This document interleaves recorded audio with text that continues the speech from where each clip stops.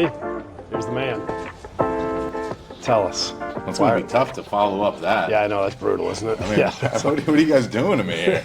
Somehow I got a feeling we're okay. I mean, thankfully, it's my life partner, one of my best friends in this world, so it's not hard to follow up after that. Nice. But I am Jonathan Appel. Not quite Joyous Heart or Go's Day meaning everybody's favorite, but I did grow up with the nickname Johnny Appleseed.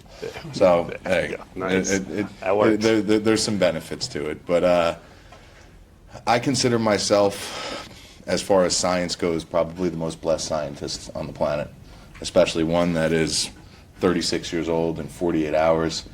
I've been given opportunities to meet and work with some of the world's foremost scientists since I was a child.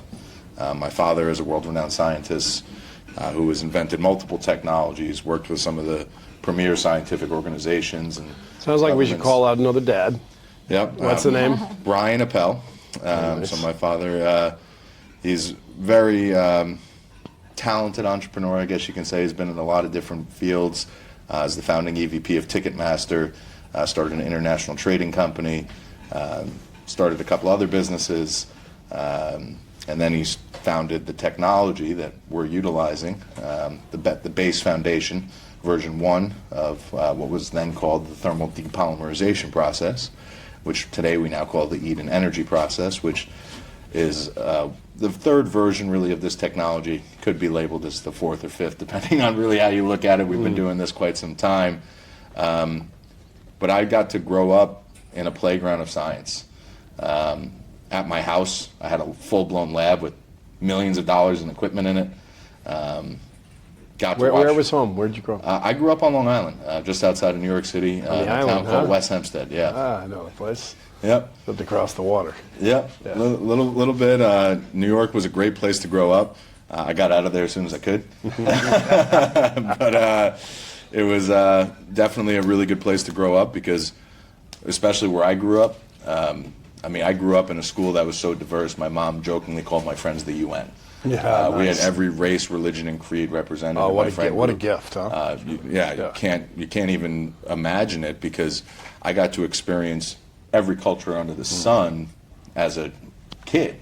Nice. And when you're that age, you don't know anything other than this is another kid, and you get to experience these people and learn who people are. And for me, it's given me such an amazing perspective of the world, especially having traveled priceless, and what I've done. You get to see people for really who they are. And sometimes I'm not the greatest judge of character, which is why I have Go's Day sitting there. She is definitely somebody who has helped me over the years because I like to see the best in people. But with what I've done and who I've met and the places I've been to traveling, I'm getting pretty good at judging people and summing them up pretty quickly. And I think we've put together a group of people here at Eden that is so talented, it's not even funny, but there's not a greedy bone in our company. Okay, one more time. There is not a greedy bone in our entire company. We've turned down more money in investment than most people could ever comprehend because of unaligned values, where it was more about, well, what's the return on investment as far as monetary, not the return on investment as far as global regeneration. So 2 words I want to dump into this conversation we'll go back to. It's a really cheap pitch of I'm good here. Yeah. Oh, okay. Yeah. I can't get away from it. But that's very sweet of you. She does watch everything, doesn't she? Nice. Thank you. GD purpose is the new quotient. Little bit cheap pitch because it's my book, which you guys will all get a copy in the fall, but it's moving from GDP to GD purpose. You guys are personifying that with what you just said, right?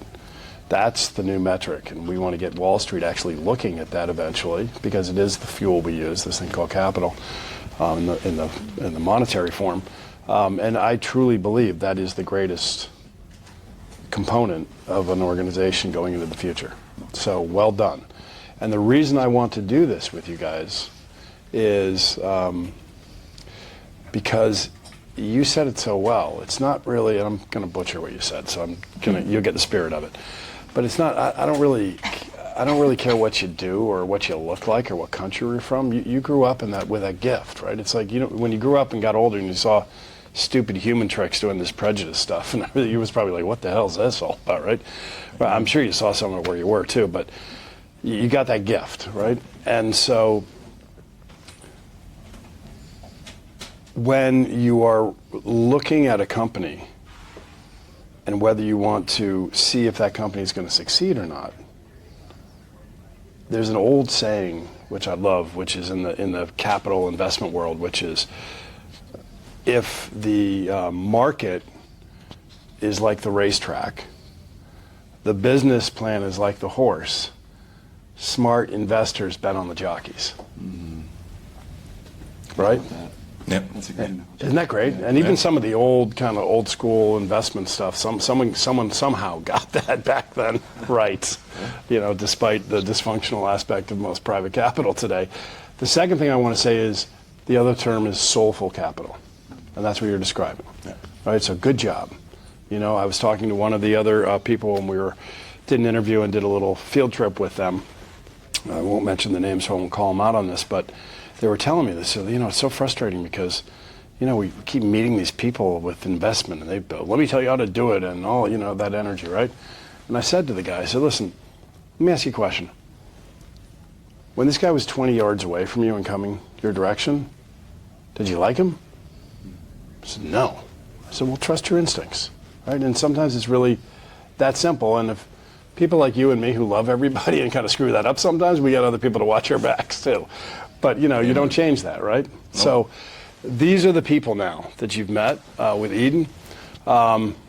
Thank you for being you guys and being present and really taking your purposeful gifts and really being intentional about how you're going to use your time in the world to make the world a better place. Because, look, man, we got this. We can all do this, right? If we all just live our purpose and come together and have leaders who align like-minded people, who aren't looking at the dollars and they're not fighting. And I mean, look, you know, you get in arguments because you're human, but then you hug it out and you love each other and you all have the same direction, right?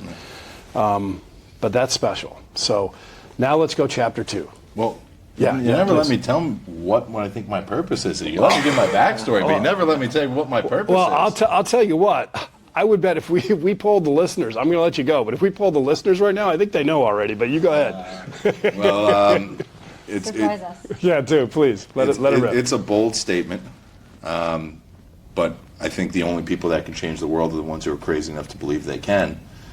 And I think my mission and all the gifts and opportunities and the work ethic that God has instilled into me, I think my purpose here on earth is to lead this regenerative revolution and be the spark of change that real people need to see to be able to really start taking action. Awesome. I've personally contributed 30 or written down in writing that 30% of my annual dividends will go to a charity that we're setting up, where the number one bylaw is if you own equity and are getting paid by Eden, you're not allowed to draw compensation from this fund, and it's strictly for global regeneration. We're calling it the Eden Initiative. Nice. So we're going to be doing everything we can to show the world that you can still do well by doing well by doing well. And that's good.